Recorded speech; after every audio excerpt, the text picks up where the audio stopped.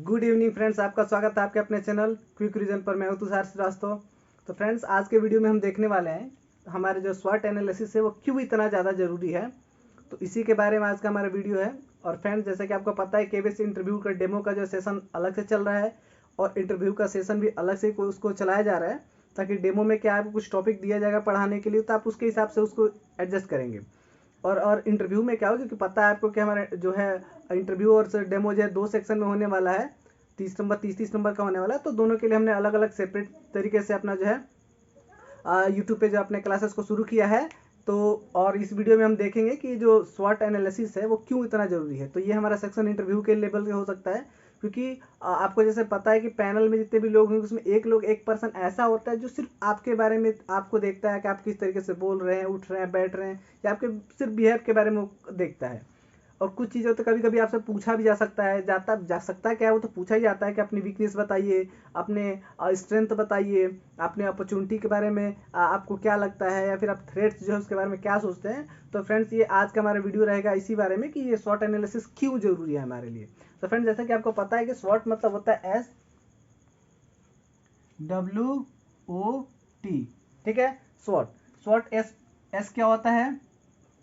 S से strength होता है फ्रेंड्स। एस फॉर क्या होता है? स्ट्रेंथ। स्ट्रेंथ मतलब STRENGH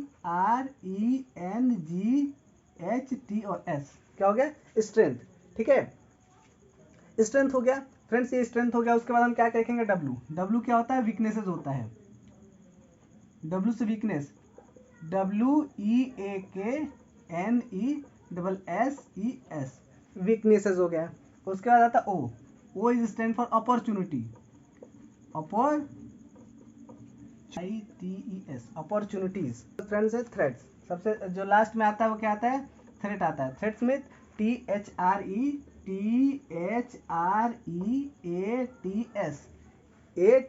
थ्रेट्स मतलब घबराने या फिर धमकी टाइप का जो भी हम चीजें ले लेते हैं, ठीक है, उसको क्या बोलते हैं? थ्रेट्स लेते हैं। तो फ्रेंड्स, सबसे पहले हम चीजें देखेंगे। फ्रेंड्स, कभी कभी क्या होता है, मान लीजिए हमसे पूछा जाए कि बताइए आप स्ट्रेंथ के बारे में बताइए, आपकी स्ट्रेंथ क्या है।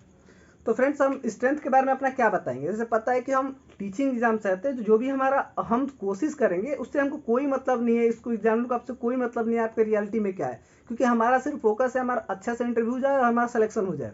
तो फ्रेंड्स, कुछ आप यहाँ पे ये नहीं देखेंगे कि ये असली मेरा जो है स्ट्रेंथ है कि नहीं है। अगर आपके पास कुछ नहीं है फिर भी आपको चूंकि इंटरव्यू क्वालिफाई करना है, तो आपको खुद से कुछ एक जो है खुद का एक ऐसे ही आपको इंटरव्यू क्या करना पड़ेगा, इंटरव्यू के लिए एक स्ट्रेंथ जो है आपको बनानी पड़ेगी। अगर नहीं है तो आप बोल सकते हैं, क्योंकि 2 मिनट में कोई भी आपका स्ट्रेंथ ऐसा चेक नहीं कर सकता किसी चीज़ के लिए।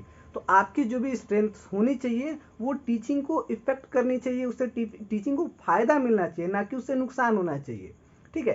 तो आपकी जो भी स्ट्रेंथ है आप इस तरीके से चूज करिएगा जिससे टीचिंग को क्या हो, फायदा मिले। जैसे आप क्या ले सकते हैं एग्जाम्पल में, मैं पंक्चुअल हूँ, ठीक है, मैं जो है हेल्पफुल नेचर में हूँ मैं। उसके बाद हो सकता है कि आप कह दें कि मैं डिसिप्लिन वाला हूँ, डिसिप्लिन मेरे अंदर रहता है। तो ये सब तरीके से क्या है। और फिर ये भी हो सकता है कि मैं ये जो है क्या पता इनोवेटिव हूँ, चीज़ों को मैं हमेशा इनोवेट करते रहता हूँ।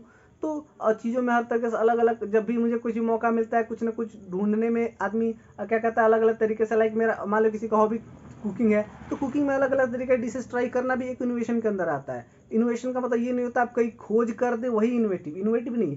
आप अपने डे टू डे लाइफ को करने के लिए कितने अच्छे तरीके से चीज़ों को हैंडल करते हैं, वो भी इनोवेशन के अंदर आता है। तो जैसे कि मैंने बताया, क्या क्या बताया कि बताया मैंने कि पंक्चुएशन हूँ, हेल्पफुल इन नेचर हूँ, डिसिप्लिन हूँ, और जो है इनोवेटिव हूँ। तो इस तरीके क्या है, ये सारे जो एक पॉजिटिव जो है हमारी स्ट्रेंथ है, और ये पॉजिटिव स्ट्रेंथ है, और इसका हमारा डायरेक्ट फायदा जो है हम अपने क्लास में जो है बच्चों को अपने दे सकते हैं। तो मान लीजिए हमारी स्ट्रेंथ तो ये समझ में आ गया, ठीक है। अब हमारी वीकनेसेज हो, जिस तरीके से फ्रेंड्स हमने आपको पहले बताया कि हमारे जो स्ट्रेंथ्स होंगे वो हमको टीचिंग को जो है पॉजिटिव हो, टीचिंग के लिए जो है वो पॉजिटिव होना चाहिए, ना कि निगेटिव होना चाहिए। तो निगेटिव तो नहीं होना चाहिए। जैसे आप बता दें कि मुझे बहुत गुस्सा आता है, अब जैसे समझ लेगा आप डे टू डे आप क्लास में कर रहे हैं, बच्चे हैं तो बच्चों के साथ आप पढ़ा रहे हैं, बीच में किसी बच्चे शैतानी कर रहे हैं, तब गुस्सा आ सकता है। अब गुस्सा आएगा तो इस तरीके से आप उनसे गुस्सा आएगा, फिर गुस्से में पीट पाट देंगे, तो ये एक निगेटिव सेंस हो जाता है। इसलिए ये आपको स्ट्रेंथ आपको वीकनेसेस में बिल्कुल भी नहीं बताना है। आप वीकनेसेस में क्या बता सकते हैं? आप वीकनेसेस में बता सकते हैं कि मैं काफ़ी इमोशनल इंसान हूँ, मैं जल्दी हर इंसान से जो इमोशनली जल्दी से कनेक्ट हो जाता हूँ। तो इसका इम्पैक्ट पड़ता है भाई। आप क्लास में बच्चों को पढ़ा रहे हैं, उनसे इमोशनली फटाक से जो है क्या हो गए, इफेक्टिव हो गए। तो ये एक तरीके से अच्छा चीज़ है, तो आप इसको हम बता सकते हैं। दूसरा क्या हो सकता है, तीसरा जो है अपॉर्चुनिटी, यानी अपॉर्चुनिटी के लिए केवीएस में क्या है। तो आपको पता है केवीएस में जब हम जॉब करते हैं तो केवीएस हमें ऑल ओवर इंडिया में हमेशा टाइम टू टाइम हमें क्या करता है, एक जगह से दूसरी जगह पोस्टिंग करता है, रिमोट एरिया में पोस्टिंग करता है, जिससे मुझे देश को सर्व करने में मौका मिलता है।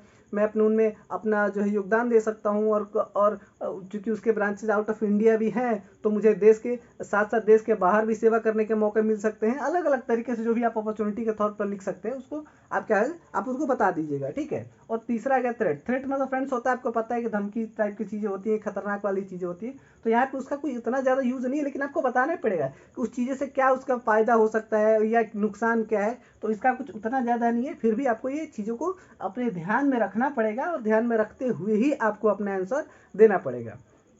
तो फ्रेंड्स, आपको कैसा लगा हमारी ये वीडियो, आप हमको बता सकते हैं। तो thank you for watching. Happy रहिए, हेल्दी रहिए।